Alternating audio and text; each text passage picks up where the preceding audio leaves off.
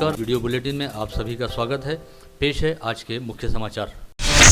अमरावती संसदीय क्षेत्र में भाजपा प्रत्याशी नवनीत राणा की हार को लेकर अपनी नैतिक जिम्मेदारी स्वीकार करते हुए भाजपा के शहराध्यक्ष प्रवीण पोटे पाटिल ने पद से अपना इस्तीफा दे दिया है। पार्टी प्रदेश अध्यक्ष चंद्रशेखर बावनकुले के नाम भेजे गए इस पत्र में विधायक प्रवीण पोटे पाटिल ने कहा कि अमरावती संसदीय क्षेत्र में हुई पार्टी की हार को लेकर वे अपनी नैतिक जिम्मेदारी स्वीकार करते हैं और इसी नैतिक जिम्मेदारी के तहत पार्टी के शहराध्यक्ष पद से इस्तीफा दे रहे हैं। बता दें कि चुनावी नतीजा घोषित होने और भाजपा प्रत्याशी नवनीत राणा के हार जाने के बाद यह आरोप भी लग रहा है कि भाजपा के कई पदाधिकारियों ने भाजपा प्रत्याशी के चुनाव प्रचार से खुद को अलिप्त रखने के साथ ही प्रत्याशी के खिलाफ काम किया था। इन बातों को ध्यान में रखते हुए विधायक प्रवीण पोटे पाटिल ने पार्टी प्रदेश अध्यक्ष बावनकुले के नाम पत्र लिखते हुए भाजपा शहराध्यक्ष पद से इस्तीफा देने की पेशकश की है।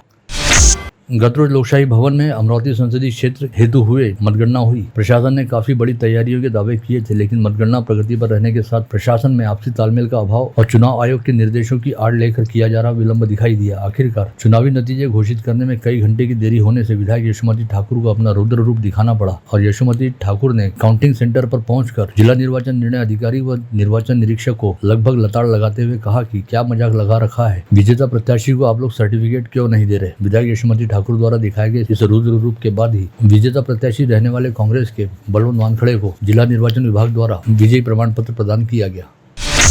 कांग्रेस प्रत्याशी तथा अमरावती संसदीय क्षेत्र के नवनिर्वाचित सांसद बलवंत वानखड़े अपनी जीत के बाद अपनी मां के बारे में बात करते समय काफी भावुक हो गए और उन्होंने अपनी मां के प्रति आभार ज्ञापित करते हुए कहा कि उनकी मां ने उन्हें बेहद विपरीत हालात के बीच पाल पोस कर बड़ा किया। साथ ही नवनिर्वाचित सांसद बलवंत वानखड़े की मां ने भी अपने बेटे के ग्राम पंचायत सदस्य से आगे बढ़ते हुए आज सांसद बन जाने पर अपनी खुशी व्यक्त की और विश्वास जताया कि उनका बेटा लोगों की सेवा के लिए खुद को समर्पित करेगा और जिले के लोगों की सेवा करने के साथ ही जिले के विकास हेतु काम भी करेगा।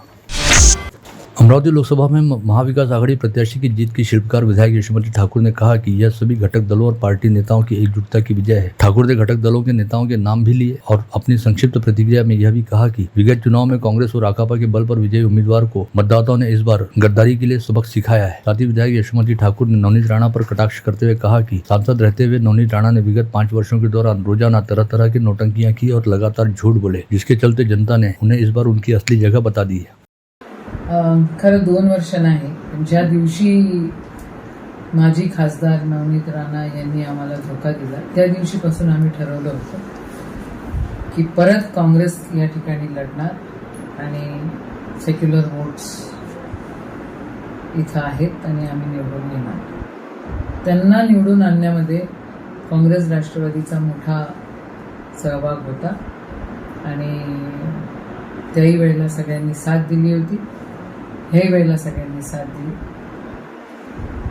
त्याही वेळेला आमचे विरोधक पडले होते, ह्याही वेळेला आमचे विरोधक पडलेले आहेत। असं इतकं दल बदलू असू नये आयुष्यामध्ये। एकीकडे तुम्ही तुमच्या करिअरच्या स्टार्टिंगला तुम्ही सेक्युलर वोट्स घेतात, दुसरीकडे तुम्ही हिंदू शेरणी म्हणतात, स्वतःच करतात सगळं।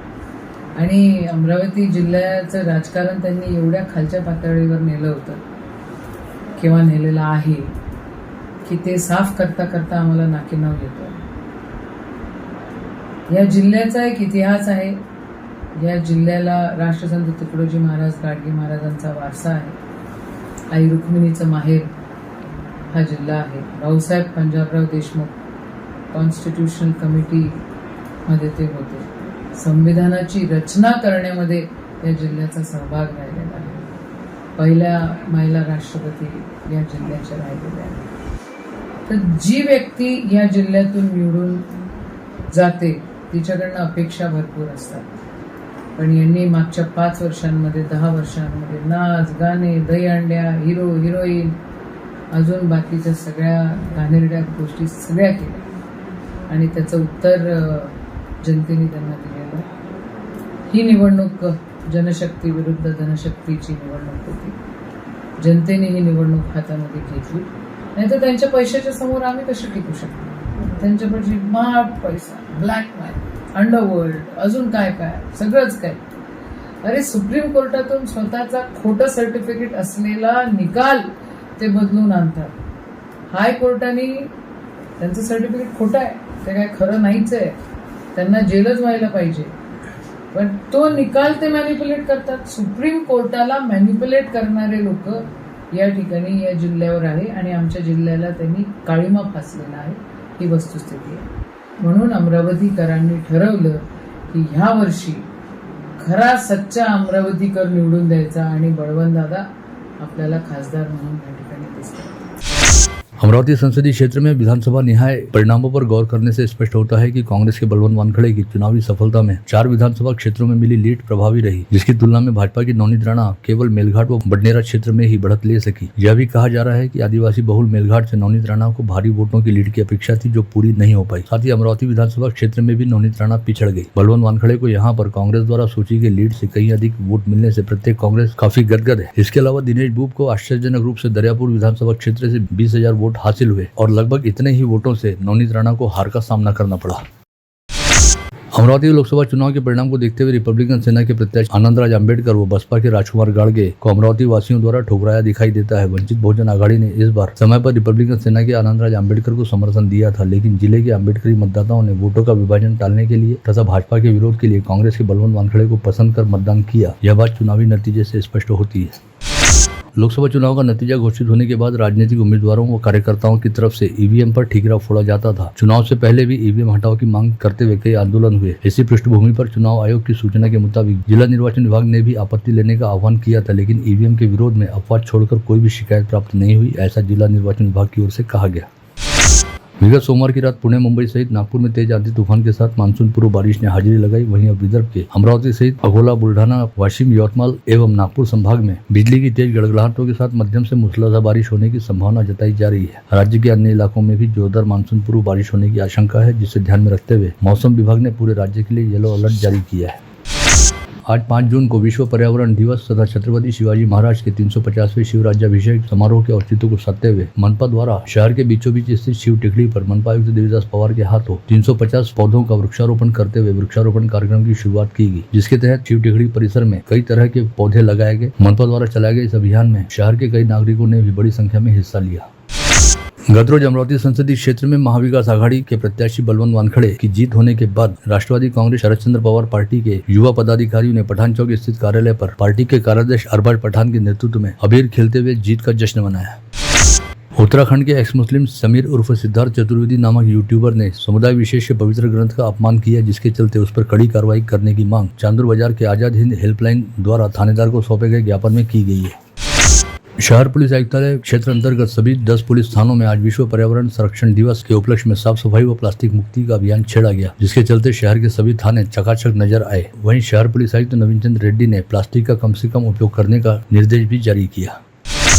अमरावती संसदीय क्षेत्र में विजयी होने के बाद कांग्रेस प्रत्याशी बलवंत वानखड़े के समर्थकों द्वारा निकाली गई विजय रैली के दौरान जेब कतरों ने जमकर अपना कमाल दिखाया तथा आधा दर्जन से अधिक लोगों के मोबाइल फोन, पर्स व कीमती सामान चुरा लिए. ऐसी तमाम शिकायतें मिलने के बाद सिटी कोतवाली पुलिस ने बदमाशों की खोज करनी शुरू की है. पता चला है कि रैली में भीड़ का लाभ उठाकर 2 कांग्रेसियों के गले से सोने की 20 ग्राम व 22 ग्राम की चेन उड़ा ली गई, जिसका मूल्य करीब 3 लाख रुपए के आसपास है.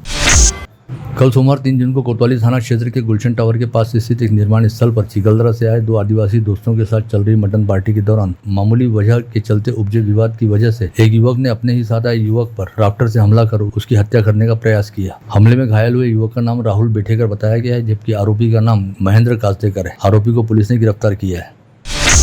वाशिम शहर में मानवीयता को कालिक पोतने वाली घटना घटित हुई, जब परिवार के सदस्य 1 मई को हल्दी की रस्म के लिए घर से बाहर गए थे तो आपराधिक प्रवृत्ति के विजय उर्फ भोला बरखम ने 8 वर्षीय बच्ची को घर में अकेला देखकर जान से मारने की धमकी देकर उससे दुराचार किया. इस घटना की जानकारी मिलते ही वज्रदेही महिला विकास संघ ने आज जिलाधीश कार्यालय पर मोर्चा निकालकर आरोपी को तुरंत गिरफ्तार करने की मांग की. समृद्धि महामार्ग पर मेहकर तहसील के डोनगांव के पास छत्तीसगढ़ से पुणे की ओर जाने वाली निजी यात्री बस आज सुबह 5:30 बजे के दौरान पलट गई, जिसमें इस हादसे में 2 यात्री घायल हुए. वहीं बस में यात्रा कर रहे 54 यात्री सुरक्षित बताए गए हैं. यह हादसा चालक झपकी लगने की वजह से घटित हुआ बताया गया है. खामगांव के दालफैल परिसर में घर की छत पर सोए 48 वर्षीय व्यक्ति की छत से नीचे गिरने की वजह से मौत हो गई. मृतक का नाम विजय बावने बताया गया है. अनुमान जताया गया है कि रात में नींद से जाकर लघु शंका के लिए जाते समय यह दुर्घटना घटित हुई.